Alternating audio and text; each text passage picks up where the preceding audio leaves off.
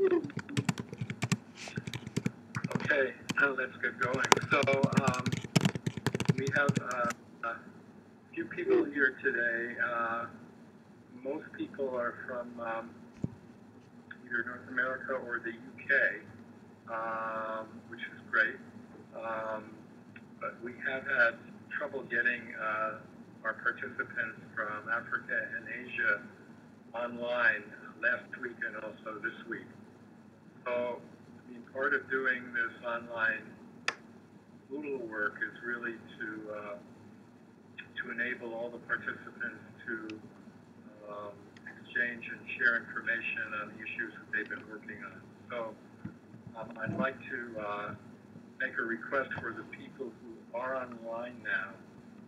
If you are a participant, if you could contact your partner, course partner for this module, and see if you can encourage him or her to join us a week from Wednesday when we'll have our learning exchange on this module 3 issue focusing on gender equity. And if you're a mentor, if you can encourage the participants that you're mentoring to do the same,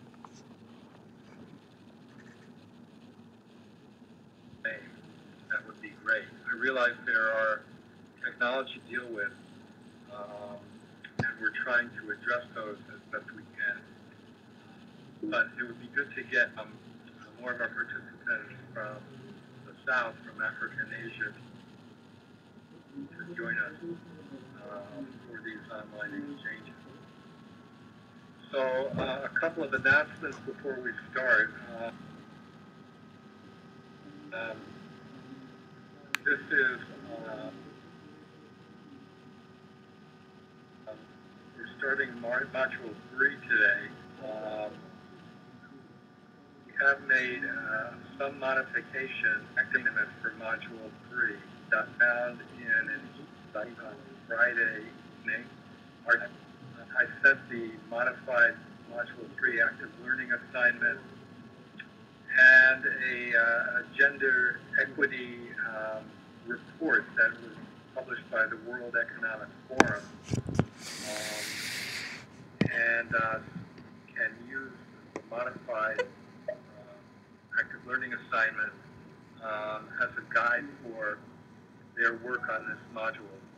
And the Gender Gap Report is a resource that we'd like all the participants to use because it ranks countries and analyzes countries in terms of their performance on gender equity issues. And so we'd like you to refer to that report and its analysis of the gender equity situation in your country as part of the work that you do. Some countries aren't ranked, like I did hear from Oliver Michael, our participant in South Sudan, who says his country wasn't listed in the WEF Gender Equity Report. But so he asked, what should he do? So I suggested that he just use existing in-country data on the gender equity status in South Sudan, or use his own experience in place of referring to the WEF report. Another announcement is that we're going to stay with, for this module, this will be the last module when we'll stay with our course pairing. The same course partner that you had for module 1 and 2. We're asking that you stick with that person for the third module.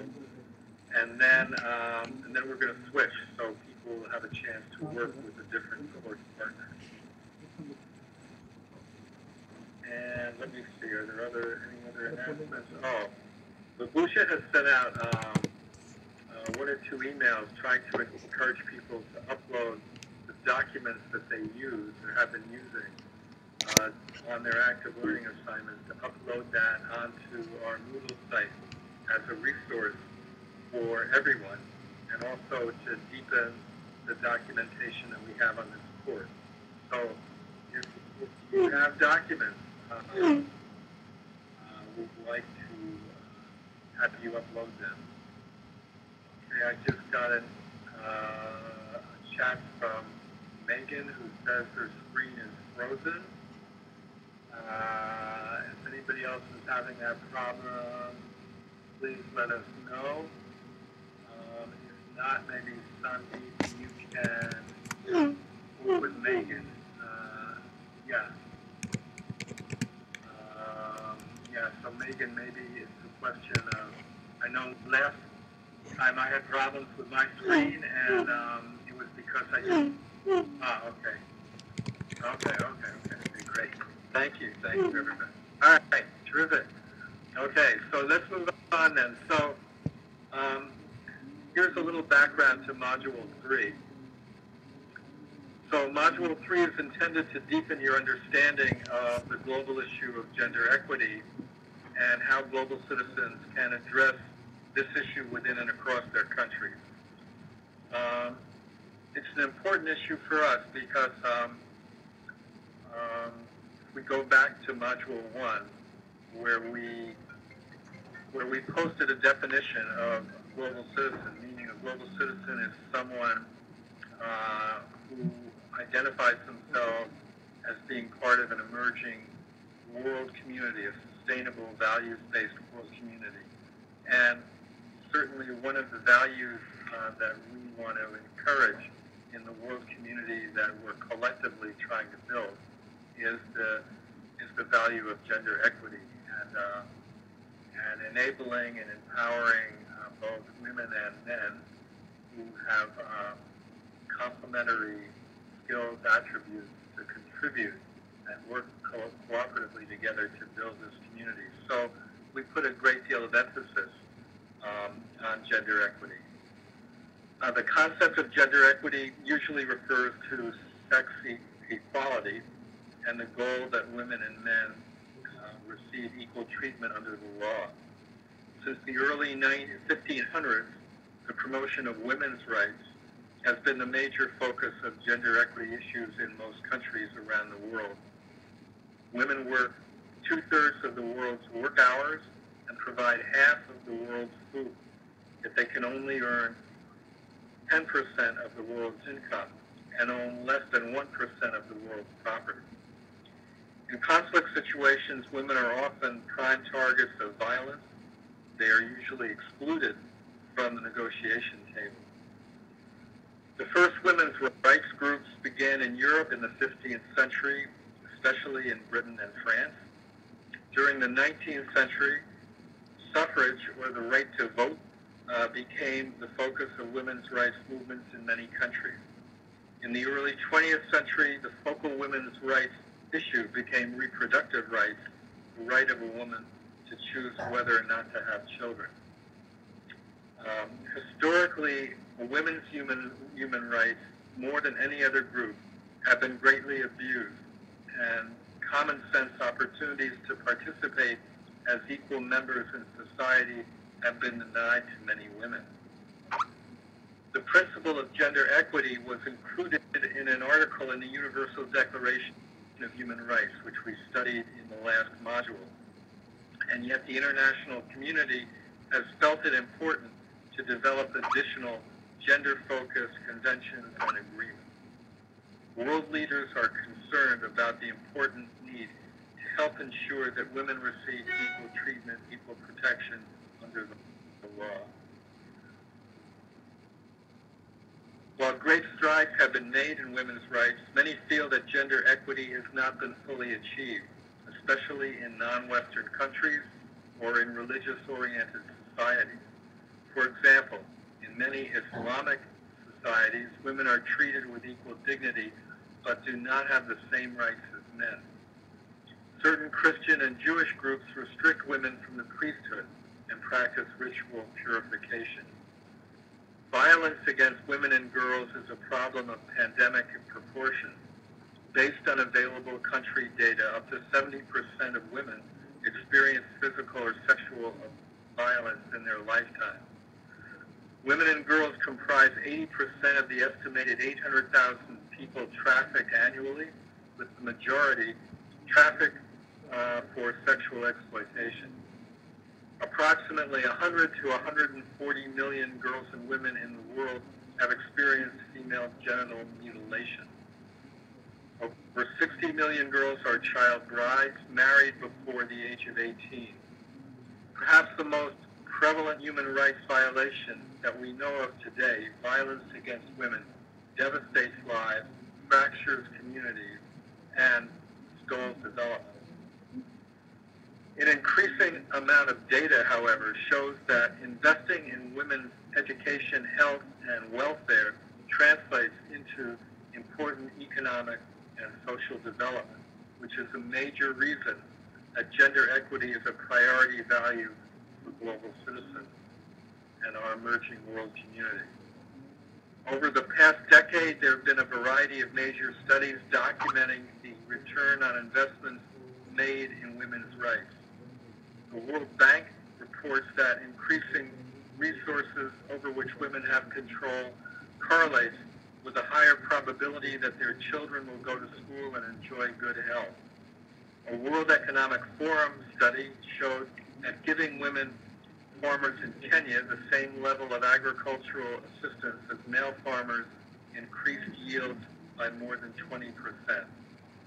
Another WEF study documented that educated women are likely to have fewer children than non-educated women and make wiser investments in the children that they do have.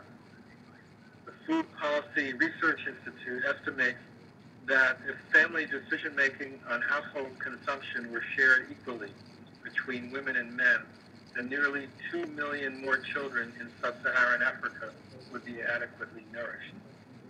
There's also a growing increase in literature, an increase in the documentation about the importance of involving women in peacemaking activities. In Northern Ireland, Catholic and Protestant mothers formed a coalition to protest against the violence that was taking lives on both sides. In Liberia, Christian and Muslim women united by waging sit-ins at the markets and refusing to work as a means to stop the out-of-control violence of armed gangs. Women have been working across the Israeli-Palestinian divide for decades, but have rarely been allowed into the formal peacemaking process. When we study Module 7, the module on global peace and justice, we'll get into this issue of involving women in peacemaking a little bit more, because the current trend towards peacemaking by people who have been involved in this in many countries is for more inclusivity in the process of reaching peace agreements. So because of the situation that we've just described that affects women's human rights, the UN and other international organizations have, for many years now, developed a whole series of international agreements and covenants designed to protect women's rights globally. A list of those can be found in the instructional guide that you have. Probably the most important one and the most widely referenced one is the UN Convention on the Elimination of All Forms of Discrimination Against Women, or CEDAW. But there are many others as well. So what can global citizens do about gender equity issues across their countries? So first, we can work to ensure that our country's gender policies and enforcement mechanisms are consistent with these international agreements that I just referenced. For example, we can monitor the implementation of CEDAW in our country. And then, because they're charged with doing this, the UN Commission on the Status of Women monitors the implementation of CEDAW and is open to reports from citizen groups and NGOs on how CEDAW is being implemented, as well as reports from their country. You can join and or help support women's leadership programs in your country. There are many of them, and many global, very interesting and effective global women's rights organizations. You can conduct a campaign to raise awareness regarding the important issue of violence against women and advocate for policies that address this issue. And there are many other things that we as global citizens can do on this question of gender equity. So I want to conclude these sort of orientation remarks with reviewing updated Module 3 active learning assignments. So what we're asking you to do is first, we modified the active learning assignment for two reasons. First, to try to build stronger bridges between the personal experiences of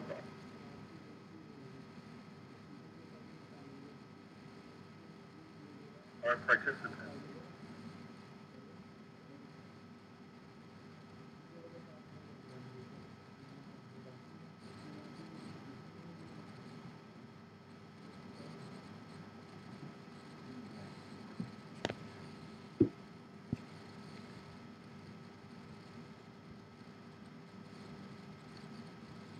Personal experience of global citizens and their community who are infinitely more women and men in your country. Secondly, to look at this World Economic Forum gender gap report and to analyze the ranking that your country received in the report, and then to perhaps write a paragraph or two with your own reflections on whether or not the ranking and the analysis done in this report is accurate and mirrors the situation going on in your country. And then step 3 is to compare and contrast the analysis that you did in steps 1 and 2 with these same issues going on in another country, a second country, preferably getting the information about the second country from the work that your course partner has done. So we encourage you to get in more direct contact with your course partner as you work through the Module 3 active learning assignment. If for some reason this is impossible, that you have technology issues, then you can just select another country, the information presented in the WES gender report for that country. Then we'd like you to make some recommendations for the ways in which the gender equity issues that you addressed in steps 1 and 3 can be addressed, either within or across countries. And then make any recommendations that you have for any new international gender equity agreements that you think are needed. And then that becomes your draft summary that you'll send to your mentor and your course partner and get feedback on, and then finalize and put into your portfolio. So yeah, so that, we have Achu. This is a great breakthrough. Achu, welcome. If you're there, can you hear us? Oh, now you left the room. Oh yes, no image and no sound. Deep, I guess Achu is still having problems. Okay, so any comment about or anything from Module 2 or any other comments that people would like to share at this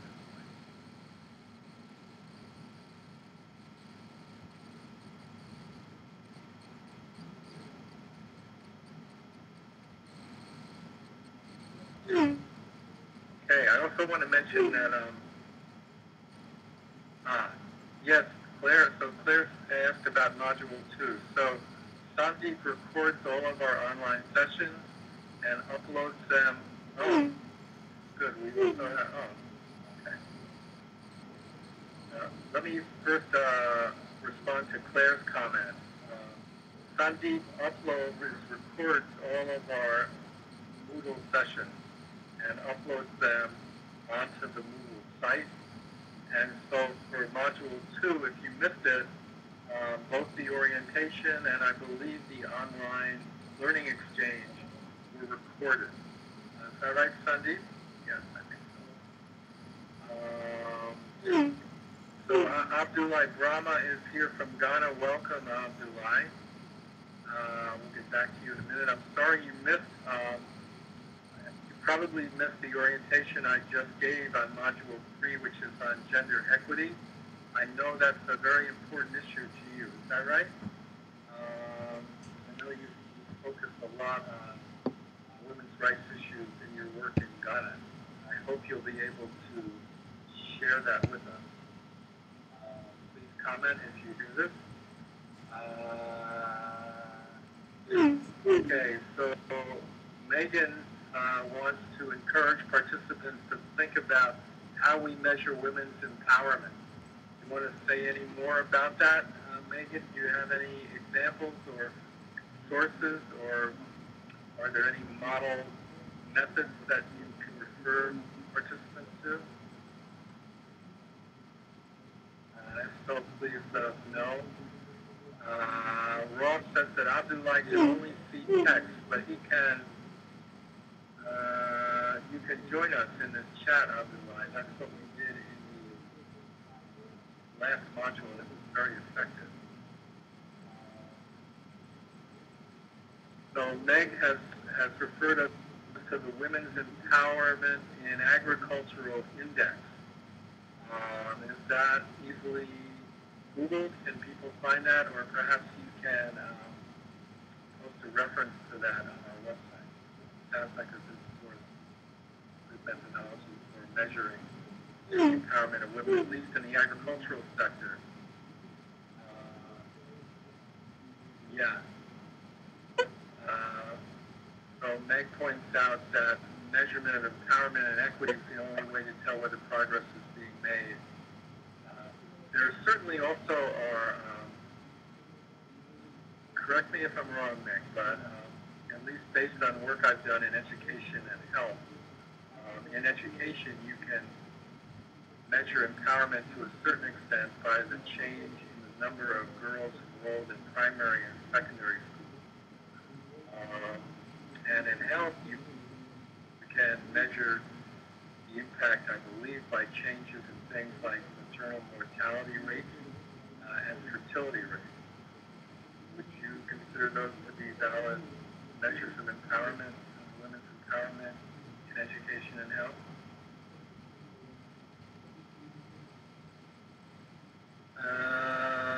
Abdullah, can you hear us? If you can hear us, chime in. Okay, so Meg differentiates between outcome measures, such as the one I just mentioned for growth enrollment in primary school, and the domains of empowerment and equity. Oh, great. Ross is having a sidebar conversation with Abdullah to cue him into this. Ross, it would be great. I know that Abdullah has worked a lot on women's issues in Ghana, and I don't know whether you can have him text you something that you can relate to the rest of us, so we get a little sense of the work that he's been doing. Meg just gave us a reference to the Women Empowerment in Agricultural Index, which is great. Okay, so I'm going to ask you again, Meg, since you seem to be our resident expert on this, to maybe say a little bit more about some of the domains of empowerment or equity and how those contrast with outcome measures for women in different sectors. Okay, we're waiting. We're going to try to get some input from Abdullah. Achu, I don't know whether you've come back and tried to join us from Togo or not, but if you have, you can use the chat function, which is very good. Stephen is leaving. Goodbye, Stephen. Thank you for joining us. We'll be in touch regarding the Skype session that we'll have with Rajan and Abusha on this module, probably, hopefully, towards the end of this week. Have a good day.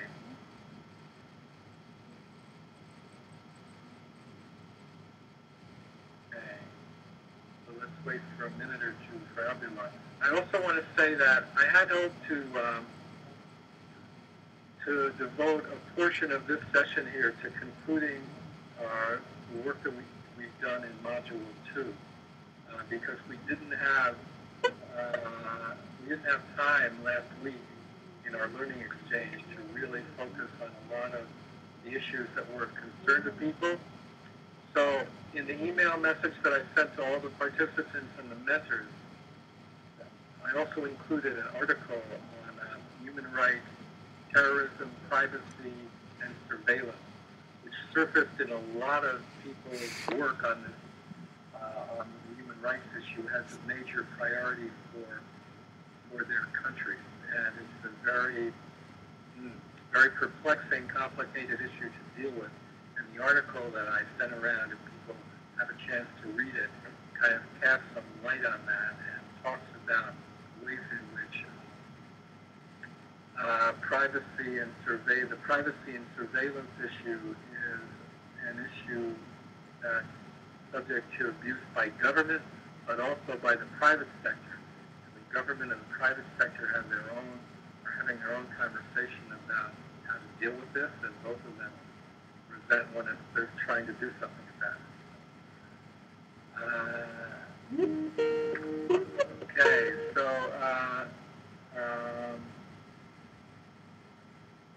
we have, so Ross, any further updates from Abdullah? Since he may have lost that.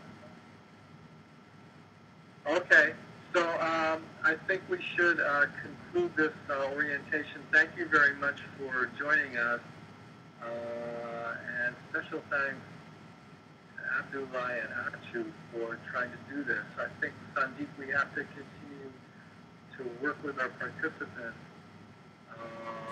in Africa and Asia so that they can fully engage with us in these kinds of sessions, even if it's through chat, like we're doing here, which in many ways is just as good, if not better, than video interface.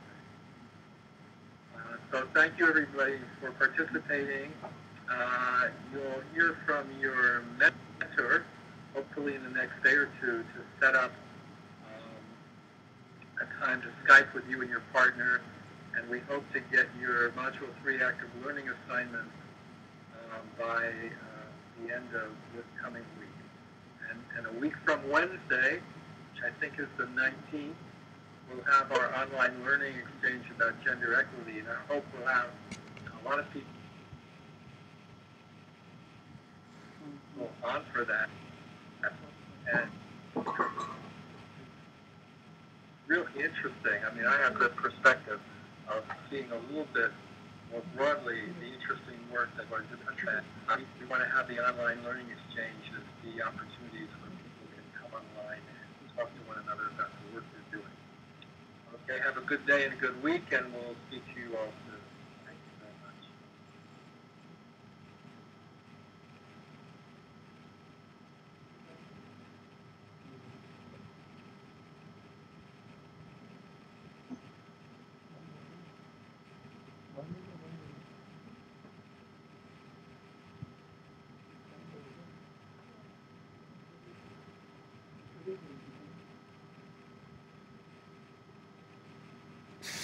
Só vamos ficar, viu?